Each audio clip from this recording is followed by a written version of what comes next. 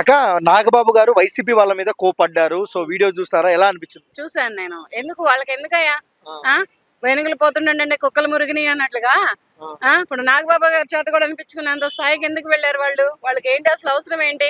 పదవిలో లేరు, రాజ్యాన్ని కొలిపారు, రాజ్యాంగం పోయింది వాళ్ళ చేతుల్లో. అన్ని మూసుకొని ఎక్కడోళ్ళు అక్కడ పక్కన కూర్చుంటే బాగుంటది. లేకపోతే Pawan Kalyan megastar family fans వచ్చి ఇంటికి వచ్చి వాయి కొట్టి ఇంటి పేరు అడుగుతారు. వీళ్ళకి ఎందుకు అసలు? అయిపోయింది, పక్కన కూర్చోండి, లేదంటే దేశ విదేశాలు తిరగండి, లేదంటే మీ పిల్లల్ని చూసుకోండి, మీ ఫ్యామిలీస్ని చూసుకోండి. అంతేగాని వాళ్ళని తిడతామేంది? మాట్లాడడానికి వీళ్ళకి ఏమి హక్కు ఉంది అసలు? పవన్ కళ్యాణ్ చెప్పులు మోయడానికి కూడా పనికిరారని చెప్పాను కదా ఒకప్పుడు. పవన్ కళ్యాణ్ చెప్పులు నెత్తి మీద పెట్టుకొని మోయడానికి కూడా పనికిరాని ఎదవలు కుక్కలు కూడా మాట్లాడే అంతటి స్థాయికి వెళ్ళినాయి అంటే మరి నాగబాబు గారు తిట్టారంటే కరెక్టే ఉంది. అది మరి రాంగ్ ఏమి లేదు. అది ఎంతవరకు సైలెంట్ గా ఉంటే అంతవరకు వాళ్ళ కుటుంబాలు బాగుంటాయి. లేకపోతే శ్రీరెడ్డి దండం పెట్టింది అండి, పవన్ కళ్యాణ్ గారు అండి, నా చంద్రబాబు నాయుడు గారు నేను తప్పు చేశాను, నన్ను క్షమించండి, నా ఫ్యామిలీ జోలు నా జోలు రావద్దని. అట్టాగే వీళ్ళు కూడా ఇంకా ముందు దండాలు దశకాలు పెట్టాలా. కానీ వాళ్ళు ఊరుకున్నారు. ఎందుకు ఊరుకున్నారో తెలియదు. పవన్ కళ్యాణ్ గారు నారా చంద్రబాబు నాయుడు గారు ఊరుకున్నారు. కానీ ఇప్పుడు వెనకమాల వీళ్ళు ఎవరు ఊరుకోరు. జనాలు అడ్రస్ కనుక్కొని వెళ్ళి మరి ఇంటికి వెళ్ళి వాయించి పారేస్తారు. జాగ్రత్తగా ఉంటే బాగుంటది. ఓకే.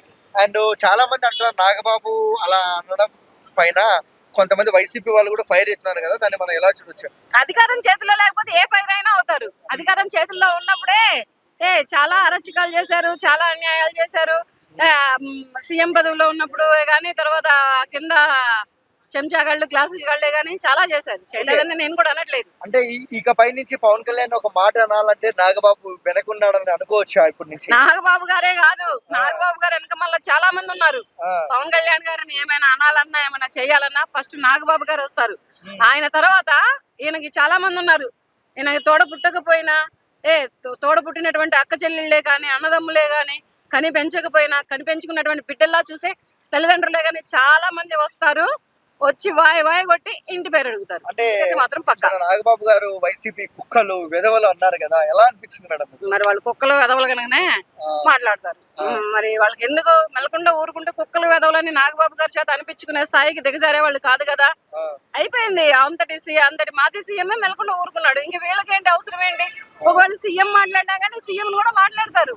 ఎందుకంటే పవన్ కళ్యాణ్ గారు ప్రజల మనిషి, ప్రజల దేవుడు, ప్రజల నాయకుడు. ప్రజల కోసమే పవన్ కళ్యాణ్ గారి కోసమే ప్రజలు అన్నట్టుగా ప్రజల్లో మమేకం అయిపోయి ప్రజల కోసం అహర్నిశలు మాని కష్టపడుతున్నటువంటి ఒక డిప్యూటీ సీఎం పదవిలో ఉండి కూడా కాళ్ళకి బురదని కూడా చూడకుండా అడవిలోకి వెళ్ళి జనాలకి సేవ చేసినటువంటి దేవుడు పవన్ కళ్యాణ్ గారు.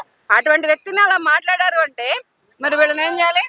వీళ్ళని ఏమన్నా తక్కువేం కాదు.